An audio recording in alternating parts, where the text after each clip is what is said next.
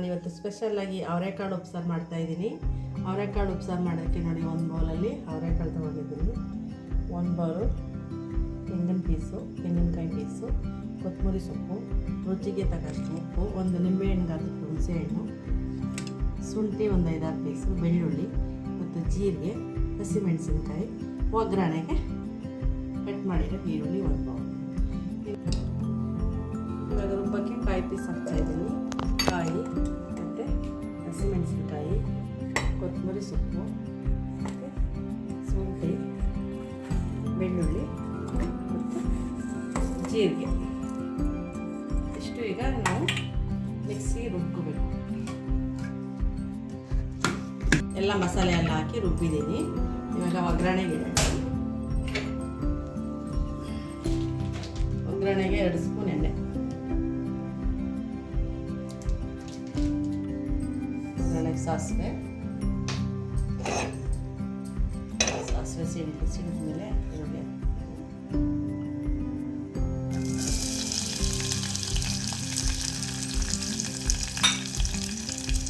ಹಸಿಮೆಣಸಿನ್ಕಾಯಿ ಖಾರ ಇಲ್ಲ ಅಂತೇಳಿ ಒಂದು ಒಣಮೆಣಸಿನ್ಕಾಯಿ ಹಾಕ್ತೀನಿ ಒಗ್ಗರಣೆಗೆ.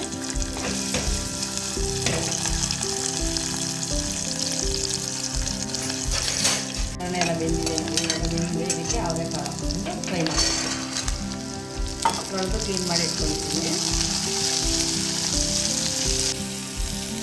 ಫ್ರೈ ಆಗಿದೆ. ಇವಾಗ ಅವರೆಕಾಳಿಗೆ ರುಚಿಗೆ ತಕ್ಕಷ್ಟು ಉಪ್ಪು ಹಾಕಿ ಫ್ರೈ ಮಾಡಬೇಕು. ಸ್ವಲ್ಪ ಹಸಿ ಪುಡಿನೂ ಸೇರಿಸ್ಬೇಕು.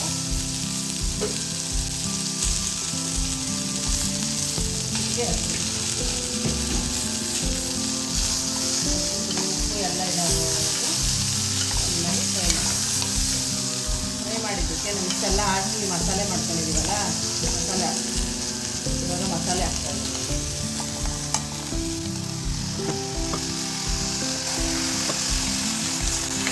ಮಸಾಲೆ ಎಲ್ಲ ಹೊಂದ್ಕೊಳ್ಳೋದಕ್ಕೆ ಪಕ್ಕದಲ್ಲಿ ಬಿಸಿ ನೀರು ಇಟ್ಬಿಟ್ಟು ಬಿಸಿ ನೀರು ಹಾಕ್ಬೇಕಾದ್ರೆ ಬೇಗ ಉಪ್ಸಾರು ಆಗುತ್ತೆ ಮತ್ತು ಟೇಸ್ಟ್ ಚೆನ್ನಾಗಿರುತ್ತೆ. ತಣ್ಣೀರು ಹಾಕ್ಬಾರ್ದು.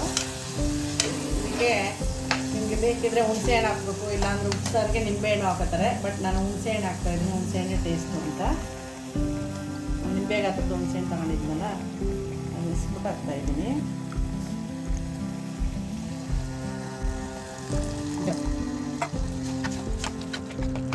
ಇವಾಗ ನಿಮಗೆ ಸಾಂಬಾರು ಎಷ್ಟು ಬೇಕು ಅಂಥದ್ದು ನೋಡ್ಕೊಂಡು, ಸಾಂಬಾರು ಅಳತೆ ನೋಡ್ಕೊಂಡು ನೀವು ಬಿಸಿನೀರನ್ನ ಹಾಕ್ಬಿಟ್ಟು ಕೂಗಿಸ್ಬೇಕು.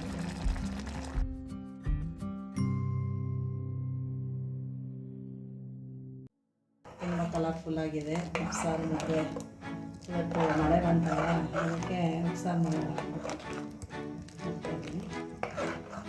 2 ವಿಷಲ್ ಕೂಗಿಸ್ಬೇಕು.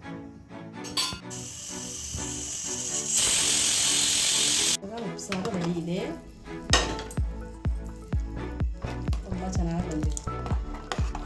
ರಾಗಿ ಮುದ್ದೆ ಉಪ್ಸಾರು ತುಂಬ ಚೆನ್ನಾಗಿದೆ ಕಾಂಬಿನೇಷನ್.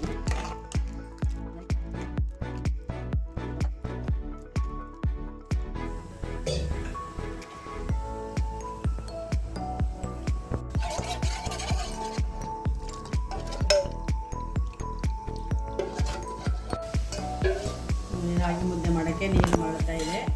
ಇದಕ್ಕೆ ಸ್ವಲ್ಪ ಹಿಟ್ಟು ಹಾಕೊಂಡು ಕಲಿಸ್ಕೊಂಡು ಅಂಬ್ಲಿ ಥರ ಮಾಡ್ಕೊಂಡು ಮುದ್ದೆ ಮಾಡಬೇಕು. ಇಲ್ಲಾಂದರೆ